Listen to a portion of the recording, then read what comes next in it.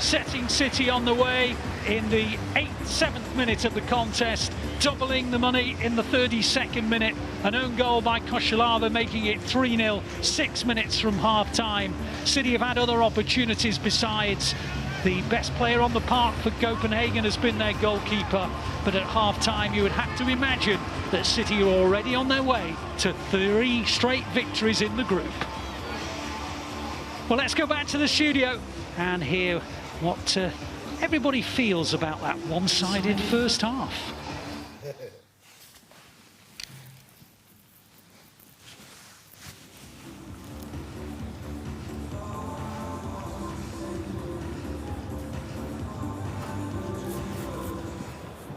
Half-time at the Etihad Stadium, and it is Manchester City 3, FC Copenhagen 0. Thank you to Alistair Mann, who's got commentary with Shaun over the Manchester City app.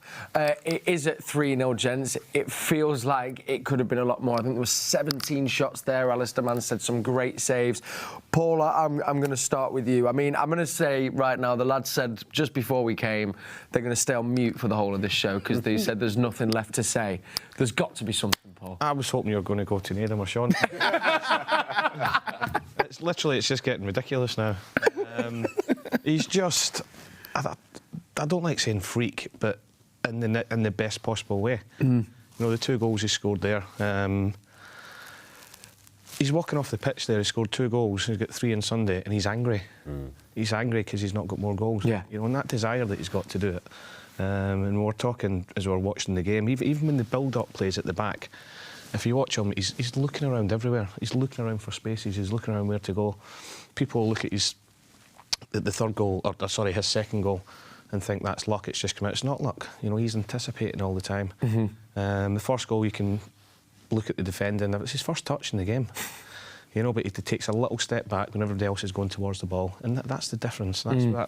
He's an elite centre forward already at 22, and you know, the 17 shots, 10 on target, and 3 goals. I don't know what else to say on you, guys. I mean, Shaun, Nedum, can you add anything to that, Nedum? The man who's always so eloquent. Yeah, OK, let me try and explain. Yeah. Well, he looked stumped. He looked stumped, and I was like, well, come on, you've always got something. Like, it just feels great to be watching that and supporting it. Yeah. You know, that's the biggest and best thing for me, because that's some of the best football that I've seen in my lifetime. You know, they're making the Champions League look easy, and it's not that type of competition, but the way in which they're moving the ball, making the right decisions, you know, overlapping, working hard defensively as well, because, you know, realistically, they could be sloppy and be giving Copenhagen opportunities to move the ball to create chances, but they're not doing that. So they're working on both sides of the game against an inferior opposition. I think that kind of shows the standard that they have. And as Paul was saying, like with Haaland, you know, he's not had a ton of touches, but when you really watch him, he's always in the right areas. And sometimes the ball doesn't get to him, but he's found space, not because someone's just given it to him, it's because he's taken it away from somebody else. A little come and go. Like, many years ago, I remember watching a video of a striker I was playing against, and he said what he does, he waits till you don't look at him, and then he moves. Haaland has that sort of air about him, because everything he does is designed to create space for him to have the biggest impact. He's an incredible player. The service that it's been getting has been great as well. Great to see Laporte moving the ball around at the back, and don't get me wrong, like, it feels comfortable, but these are trap games in the moment whereby you take it too easy and you get sloppy and you offer encouragement, but they've been so good. And from the moment Haaland scored that first, you're like, well, how can Copenhagen react? Are they going to open up? Well, no, of course they're not. So it's just going to be even more of this. It's like getting jabbed to death, basically. Yeah. Well, we just started laughing, didn't we? I know. We didn't really celebrate, we just laughed. That's what it's come to, like. I mean, literally, that's Shaun, isn't it? And the tweets here back it up. Is like, you know, someone's even just tweeted saying, we tuned in just to watch Haaland, you know what I mean? I'm not even sure if they're City fans. It's come to that. House of Haaland from Aspie on Twitter. At Marcus Live on Twitter said 3 things are inevitable in life: death, taxes, Haaland scoring. A lot of people saying Haaland cheat code. Daniel, which is at GoACC on Twitter, says Haaland must have a magnet at his feet. The ball just finds him. I love this one from Super Citizen on Twitter. Haaland is playing FIFA in amateur mode right now.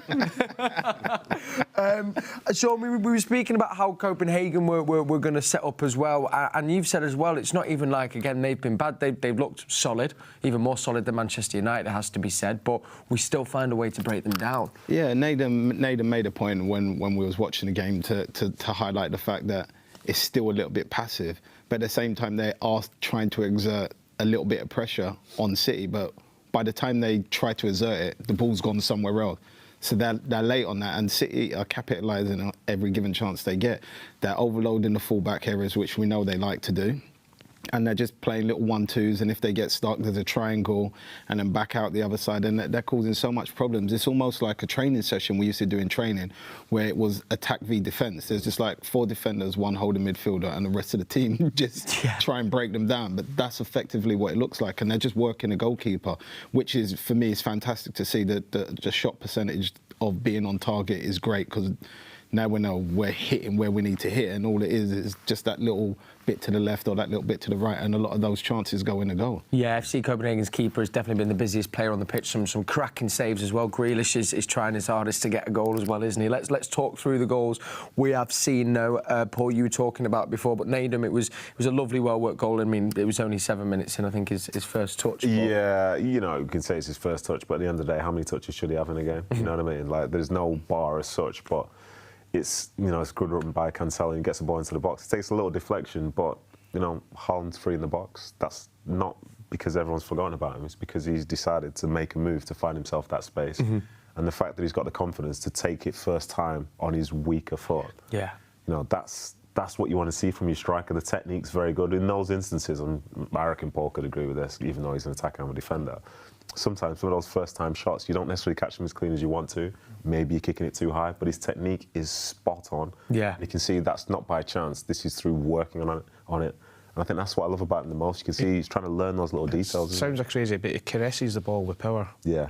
Yes. If that makes any sense. Yeah, it does. I mean, Nedum's bang on, that's coming back. It's so easy for people to swipe at it, lean back and it goes over. But every time that's his right foot, his left foot, if he's not scoring, he's hitting the target. Yeah. He's always making the goalkeeper work or giving himself a chance to score goals. And he's pulling shots out of where you don't think the shots. I think there was, then between the kind of goals, then there was a few different chances. I mean, there was one, Bernardo Silva went for it at the near post, and you pointed out Haaland was gutted or fuming that he didn't get the cut back. But the shot where it was almost, I didn't even know, I said to you, he pulled out a shot there from the touch and then rifled it at the keeper. Go gadget leg, isn't it? Yeah, it's the go gadget. Yeah, he can pull it out of anywhere. I mean, and even the way he manoeuvres his body as well is kind of a joy to behold in itself, isn't it? His touch was a little bit heavy, but how he managed to still get to the ball and reach and swivel his body to hit the target, you know, it's just pure technique, but pure confidence in his own ability as well. Yeah, absolutely. Then goal number 2, Shaun. I mean, it was felt like it was coming, didn't it? It was always coming, but I think the strike on it from Gomez was a fantastic strike. But what me and Dickie highlighted is the fact that there's 2 defenders there. As soon as the ball leaves his foot, he's the opposite side of those 2 defenders. Yes. So it wasn't by chance that the ball fell to him in that direction, because the keeper can't parry it the other way because of the way the ball's going. It just fell in that direction shorter than it should have supposedly gone. Normally the keeper tries to parry it wide of the post, but he saw the ball late, he parried it in the right direction, but who's there? And like Nedum says, it's not by chance. He anticipated where he thinks the ball's going to go, and that's where he headed to. Yes. Dropped to his feet and he put it in the back of the net. And you were saying as well, both you actually, in that goal were there saying for any young strikers really is follow the ball in. Simple, isn't it, really? Yeah. It's so simple. Why don't people, it's funny that people don't do it more often. They're not, is that striker's instinct, really? It is, but sometimes people think the simple things in football are too simple, so they don't want to do it. You know, and I always remember Joe Royle used to say to me, but we used to talk about the basics. He used to hate saying the word basics, because in your head, to say basic, you think, well, it's too easy then. Do the basics right. Oh, yeah, of course we'll do the basics right. And it's a different thing of saying it and actually doing it. Yes. Yeah, that's such a and that's point. What separates the top players. Fabian Delph loves his basics of football as well, doesn't he? Third goal as well. Unlucky for the Copenhagen defender. It was an own goal, but again, if it wasn't going to him, it looked like it would have been Haaland's hat trick. And Gomez I don't know why you're sticking your arm at me talking about own goals here. I feel attacked. No, I'm just working around the room, working around the couches. But no, you know what I mean. That's just bad fortune. They're in the right sort of areas to have an impact, but this is the way football can go sometimes. Ricochets and all that. If it was one where it's like really bad technique and stuff, you could say there's a bit more to it. But that's just bad fortune. I'm sure they're going to try and address that in the second half. You know, just try and say I'm going to play well from this point. But unfortunately, it doesn't really feel like it's pretty much in their control. It's bad fortune, but they know who's hanging behind them. Yeah. And it causes In panic. their head. Yeah. It's panicking. He's not. If Erling Haaland's not behind him, he's not slashing the ball into his net like that. Yeah. Honestly. Yeah, He knows he's there, so he's panicked. Yes. I think I've got to do something. So he's Whereas giving them possibly if Erling's not even on the pitch, he deals with it a bit. Do you know what as well? I think there have been times in that first half where the Copenhagen players have kind of dealt with some of the through balls that have gone towards him. You know what I mean? They're just nicking it. You can see they're sending 2 players back every time he makes a run in behind. But at the end of the day, like, he just feels like at this moment in time, and you've got to stress at this moment in time, he feels inevitable. Yes. You know what I mean? And that must be such a great feeling to have in your team, and also for him. Like, he's, like you said, he's playing FIFA on easy mode. And it's, if something looks easy, just imagine how good they must be to make it look easy. Competing against some of the best players in the world. Yeah. You know, like, he's a special talent, and so are some of the other players on the team. It's a great point, Nedum. A little word who I think we'll maybe focus on as well a bit more at full time, but involved in 2 of the goals as well, of course, is Joao Gomez, Paul, as well. And I think, you know, he's been cracking and influential in both the goals. It is, and I think it's a little bit like Akanji. You know, he's only been here a very, very short space of time, but he looks as if he's been at the club for 2 or 3 seasons now. You know, and sort of historically over the last 3 or 4 years, it's took signings a little bit of time to bed into the team and get used to how they play. But all the signings we've brought in, obviously Haaland speaks for himself, but Sergio Gomez, what we've seen from him, and Akanji. Yeah. You know, it says a lot for them as individuals, but it says a lot about the environment that they're coming into. I know they're all a fantastic team and great footballers and everything else, but it does take sometimes, especially a young boy, come to a different country, time to settle. But you know, I think he's been outstanding, not just today, any time I've seen him. Yeah. And it's got to be huge credit to him personally, and the mentality that he's got, that he's came in and he looks as if he's been here for such a long time. Absolutely. And credit to Cheeky as well, of course. Recruitment, once again, unbelievable. OK, I can give you some news that we're just hearing. The players heading to the mezzanine. It's looking like Cole Palmer might be stripped to make his way to the pitch for the second half. So we'll be finding out, I'm sure, from Alistair Mann, who's got commentary with Shaun Goethe on the City app very shortly, but not before we have digged into what happens next. So we've got a little clip of Nicholas Jensen, of course, played for Copenhagen, played for City. You can see the clip here. We're asking you to WhatsApp in where do you think the ball ended up. What's happened next after this? It was a lovely little roll, step over from Anelka, floats a lovely ball in. And where does the ball go from there? Is it A, B, C or D? You've been sending in your WhatsApp answers. I can tell you we've had some right ones, we've had quite a few wrong ones as well.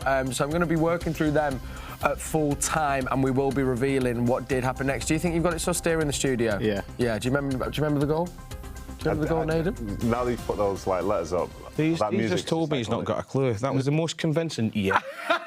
He's such a liar. I said I remember the goal. Yeah. Okay. And then he updated me on a bit more. Yeah, I was leaning C, but I might have some inside information that maybe it's not C. Interesting. Okay. But some people like to see me fail, so I don't know if they were lying to me or not.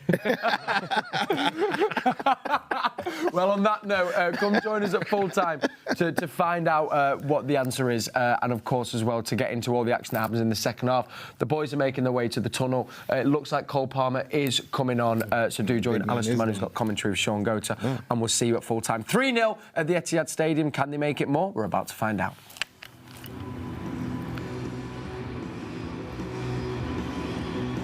Well, welcome back to the